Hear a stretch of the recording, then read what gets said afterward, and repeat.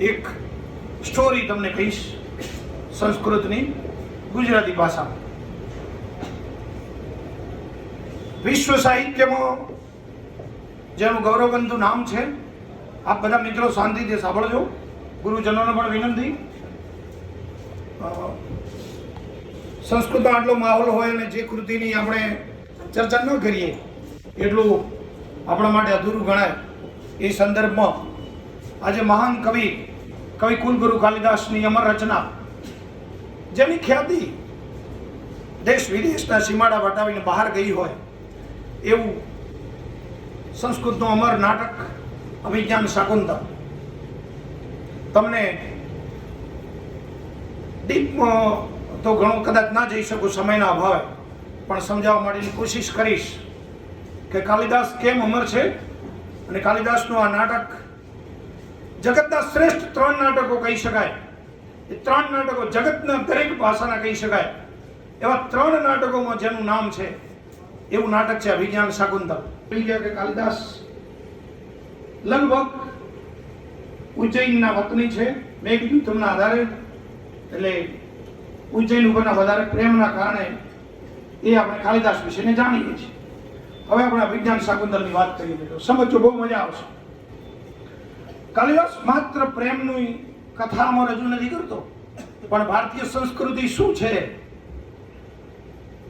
પ્રેમ પણ ત્યાગ અને સમર્પણની હદ વટાવે ત્યારે પ્રેમ વિશુદ્ધ બને છે. અને કાલિદાસે બતાવ્યું છે. મહાભારતનો એક નાનકડા પથ્થર જેવો ટુકડો કહી શકાય. સામાન્ય વાર્તા હતી મહાભારતમાં એક સભા પર્વમાં, અને એને ઉઠાવી અને કાલિદાસે પોતાનું એક નવું રૂપ આપ્યું છે. 7 અંકમાં આ નાટક ઘેરાયેલું છે. પહેલો અંક સમજો. હસ્તિનાપુરનો રાજા દુષ્યંત પોતે શિકાર કરતો કરતો કણવ ઋષિના જે આશ્રમ છે એ જંગલ તરફ જાય છે. પ્રાચીન કાળનો વિદ્યાર્થી કેવો છે એનું જ્વલંત ઉદાહરણ મહાકવિ કાલિદાસ આમાં આપે છે. સાંગર અને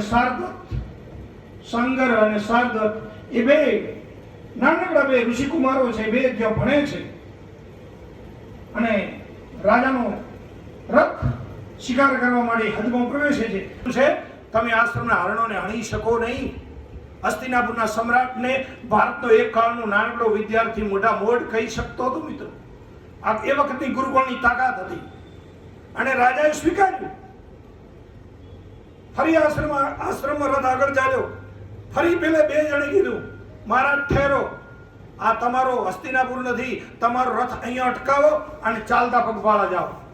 અને ચાલતા ગયા. ધનુષ બાણ મુગટ બધું નીચે ઉતારી અને આશ્રમમાં જાય છે. આશ્રમના ઋષિ કણવ ઋષિ એ વખતે શકુંતલા તે મહર્ષિ વિશ્વામિત્ર અને મેનકાની પુત્રી છે.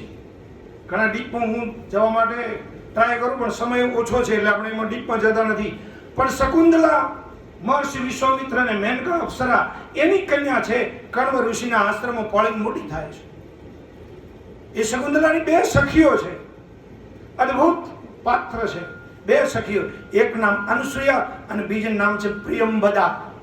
પ્રિયંબદા એ મધુર બોલનારી છે અને અનુસૂયા એ ગંભીર છે. 2 સખીઓમાં ઘણો ફેર છે. એમના આશરે આ બધા જંગલના સાથીઓ, એ સખીઓ એના સાથે ત્યાં બધા રહે છે. અને રાજા અંદર પ્રવેશે, પણ કણવ ઋષિ છે એ શકુંતલાના ગ્રહોની સમન માટે તીર્થયાત્રાએ ગયેલા છે 4 માસની. અને બરાબર એવા સમયે પેલો રાજા અંદર પ્રવેશે છે, પણ એવામાં એક ભમરાઓનું ટોળું ઉડે છે અને આશ્રમની શાંતિ ભંગ કરે છે. કાલિદાસ જેવો મહાન કવિ એમ ઊંડો અર્થ તારવે છે કે કંઈક અવ્યવસ્થા ઉભા થવાના સંકેતો ઉભા થવા માંડ્યા છે. એને વ્યંજના શક્તિ સંસ્કૃતમાં કહેવાય છે. અને એ અંદર જાય છે. થોડા અંદર જતા શકુંતલા મળે છે. શકુંતલા અને માતા ગૌતમી એમના ઉપર આશ્રમના આદર સ્વાગતની જવાબદારી છે. તો એ એનું આદર સ્વાગત કરે છે અને એ ત્યાં રાજા વિરામ લે છે. એના પછી થોડી વાર પછી રાજા થોડોક સમય ત્યાં ઠેરે છે આ બધાના મિત્રો સમજો, તમે વાર્તાને સમજવાની કોશિશ કરો. આ વાર્તા સામાન્ય નથી. એને એમ ખબર પડે છે કે આ મહર્ષિ વિશ્વામિત્રની કન્યા છે, એક રાજર્ષિની કન્યા છે, અને કહે છે કે એના લગ્ન થવાના છે, પણ એના ભાગ્ય દોષને માટે, એના યોગ્ય પાત્રની શોધ માટે એક યજ્ઞ કરવો જરૂરી છે. એટલે કણવ ઋષિ બહાર ગયા છે. રાજા મનોમન હરખાય છે કે એના માટે કોઈક વરની પસંદગી ચાલી રહી છે, અને પોતે મનોમન એના માટે એ પાત્ર પોતે થવા માટે તૈયાર મનોમન રીતે થાય છે.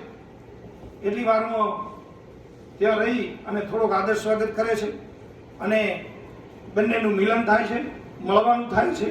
રાજા થોડોક સમય રહે છે, ફરી આ હસ્તિનાપુર જાય છે, ફરી પાછો આવે છે. આ 2-3 વખત થાય છે.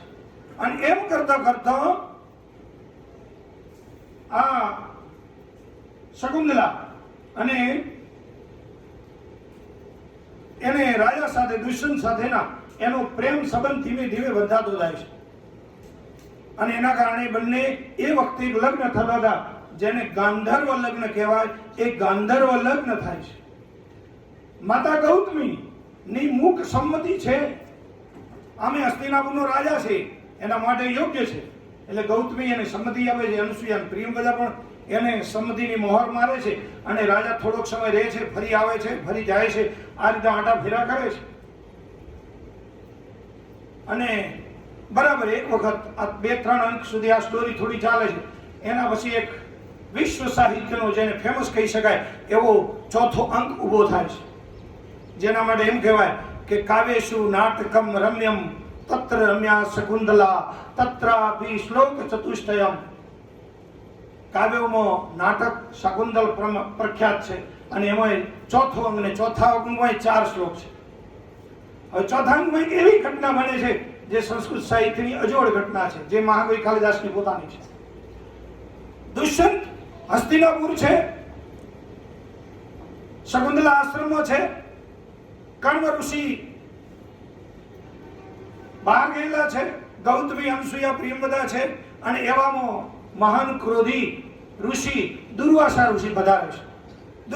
દુર્વાસા ઋષિનું બરાબર એના ઝોપાની અંદર, દરવાજાની અંદર દાખલ થવું, અને સામે છેડે બેઠેલી શકુંતલા પોતાના પ્રેમમાં એવી ખોવાયેલી હતી, દુષ્યંતમાં એવી ખોવાયેલી હતી કે એને ભાન ન રહ્યું કે સામે કોણ છે, સામે ઋષિ છે, એનું મારે સ્વાગત કરવું જોઈએ. એ ભૂલી ગઈ અને પોતાના વિચારમાં ખોવાઈ ગઈ. દુર્વાસાએ 2 વખત કીધું ભિક્ષામ દેહી, ભિક્ષામ દેહી, પણ એને સાંભળ્યું નહીં. એ ખોવાયેલી હતી, અને પરિણામે દુર્વાસા ક્રોધી, અને દુર્વાસાએ જતા જતા શ્રાપ આપી દીધો કે તું જેને યાદ કરે છે એ તને ભૂલી જશે, તું જેને યાદ કરે છે એ તને ભૂલી જશે. શકુંતલાને એ પણ યાદ નથી કે મને આ સાપ મળ્યો, હજી ખોવાયેલી છે. પણ બગીચામાં ફૂલો વીણવા ગયેલી અનસૂયા અને પ્રિયંવદા બરાબર નજીક થોડી હોય છે, એના કાને એ શબ્દો અથડાય છે, બધે ધ્રુજી ઉઠે છે. આ શું થયું? દુર્વાસાને પગે પડે છે, મારા ક્ષમા કરો, એના હમણાં ગાંધર્વ લગ્ન થયેલા છે, એ કદાચ એના વીરામાં ખોવાયેલી હશે, એના વિચારોમાં ખોવાયેલી છે, આપ એને મહાન માફ કરો, આપ ઋષિ છો, મહાત્મા છો. પણ દુષ્યંતે કીધું હવે કંઈ ન થાય, મેં શ્રાપ આપી દીધો. તો કોઈ ઉપાય એનો, અને એક ઉપાય દુર્વાસાએ બતાવ્યો. એને એમ કહ્યું કે આ એક ઉપાય છે, કદાચ એ જેને યાદ કરે છે એ એને કંઈક ઓળખની નિશાની બતાવશે, એ કંઈક ઓળખની નિશાની બતાવશે તો એને યાદ આવશે. અનુસૂયા પ્રિયંવદાને ખબર હતી કે રાજાએ જતા જતા એના નામની એક વીંટી હતી, એ શકુંતલાને ભેટ આવેલી હતી. એમને મનમાં ટાઢક વળી કે શકુંતલાની પાસે વીંટી છે. દુષ્યંત ચાલે ગયા, બંને સખીઓ દોડે છે, અને પહેલી શકુંતલાનો હાથ જોઈ કે તાર વીંટી ક્યાં છે? વીંટી છે. એટલે મનોમન ખુશ થાય છે. શકુંતલા પૂછે શું છે, શું કહો તો ખરી. શકુંતલા ને એ સખીઓ ઘણી દુઃખી કરવા માંગતી નથી, એટલે ઘણી લાંબી વાત કરતી નથી, પણ કહે છે કે આ તારે થોડુંક આડકતરો ઉલ્લેખ કરે છે કે આ તાર રાજાને બતાવવાની છે, કદાચ કે ભૂલી ગયા હોય તો તને. શકુંતલાને થાય છે કે આવી કેમ વાત કરો છો? તો અનસૂયા પ્રિયંવદા કહે છે મીઠી ભાષામાં કે અમે એટલા માટે કહીએ છીએ, કદાચ તમારે વધારે પડતો પ્રેમ છે ને એટલે મજાક કરું છું, હું તો ખાલી એમને એમ કરું, એમ કરીને વાત કાઢી નાખે છે. પણ શકુંતલાને કહેતી નથી કે આ વીંટી છે ને એ એનું ભાગ્ય છે, એ એને સ્પષ્ટ કહેતી નથી કે એને દુઃખી કરવા માંગતી નથી. ચોથો અંગમાં આ બધી ઘટના બને છે એટલામાં કણવ ઋષિ આવે છે. કણવ ઋષિને વાતની ખબર પડે છે કે એના ગાંધર્વ લગ્ન થયેલા છે, ગાંધર્વ લગ્ન થયા છે. એટલે કણવ ઋષિ પણ બોધે મનોમન એમ થાય છે કે ચલો એને પણ એને યોગ્ય પાત્ર મળ્યું છે, રાજા મળ્યો છે, એટલે એને મંજૂરીની મોહર મારે છે અને હવે કન્યા વિદાયની તૈયારી થાય છે. આ સંસ્કૃત સાહિત્યનો અમર સ્વર્ગલોક ભૂલોક્યો ઐશ્વર્યમ યદિ વાંછસી પ્રિય સખે શકુંતલમ પ્રેક્ષતા. સ્વર્ગ અને ધરતી પરનું મિલન જોવું હોય તો શકુંતલામાં જુઓ, શાકુંતલમાં જુઓ. અને ચોથા અંગમાં કણવ ઋષિ એને વિદાય કરવા માટેની તૈયારી કરે છે. અનુસૂયા અને પ્રિયંવદા બંને સખીઓ છે, બંને આશ્રમની પ્રદક્ષિણા કરે છે, યજ્ઞ કરે છે, આહુતિઓ અપાય છે. હરણ વગેરે જેને શકુંતલા ઉછેરી મોટા કર્યા છે એનો ભાઈ માનતી હતી, એને એના દર્ભના કોળિયા ખાવાનું છોડી દીધું. જાણે પશુ પક્ષી પ્રાણી બધાએ એક દીકરી વિદાયમાં હોય એવો માહોલ છે. અરે જળ ચેતન, જળ પણ એવું કહેવાય છે, કાલિદાસ એમ કહે છે વૃક્ષના પાંદડા પણ ખરવા માંડે છે એના વિરામો. અને કણવ ઋષિ કહે છે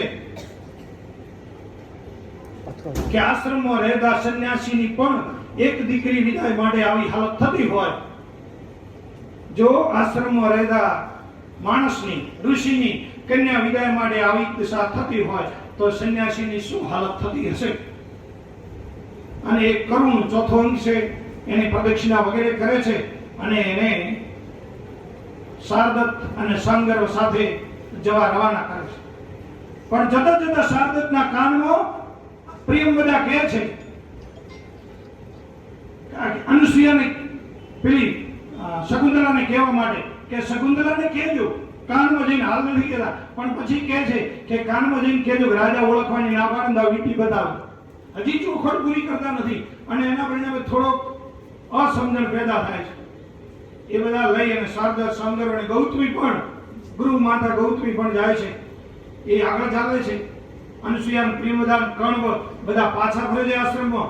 આગળ જતો એક સચી તીર્થ છે, જે સરોવર પણ છે અને શકુંતલા ત્યાં પાણી પીએ છે, બધા કરે છે. પણ પાણી પીવા જતા, કારણ કે રાજાની વીંટી હતી, રાજાની આંગળી સ્વાભાવિક છે, પુરુષની આંગળી થોડી જાડી છે, એટલે એના હાથમાંથી વીંટી એ પાણી પીવા જતા વીંટી નીકળી જાય છે. પણ શકુંતલાને ખબર નથી કે આ વીંટીનું મહત્વ કેટલું છે, એને ખબર જ નથી. અને પરિણામે એ ભૂલી જાય છે અને વીંટી પાણી પડી જાય છે. એ બધા આગળ જાય છે, હસ્તિનાપુરમાં જાય છે. રાજા ઉપર શ્રાપની અસર છે. રાજા દુષ્યંતને પેલા શકુંતલાને ભૂલી જાય છે, જેની સાથે એને કેટલી વખત આવન જાવન કરી.